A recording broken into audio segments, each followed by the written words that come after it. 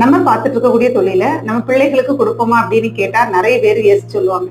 ஏன் அப்படின்னா அவங்கள்ட்ட லாங் டேர்ம் விஷன் இருக்கும். அந்த தொழில அவங்க கஷ்டப்பட்டு வளர்த்திருப்பாங்க. அவங்களுடைய டைமையும் எனர்ஜியும் ரொம்ப ப்ரொடக்டிவா யூஸ் பண்ணி ஒரு ஜெனரேஷனுக்கு அசெட்டா கிரியேட் பண்ணி கொடுத்திருப்பாங்க.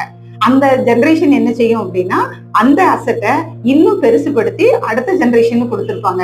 இன்னைக்கு சொசைட்டில நிறைய பேர் உயர்ந்து நிக்கிறதுக்கு ஜெனரேஷனா அவங்க உழைப்ப போட்டு ஒவ்வொரு ஜெனரேஷனுக்கும் ஹேண்ட் ஓவர் பண்ணனதுதான் முக்கியமான காரணமா இருக்கும்.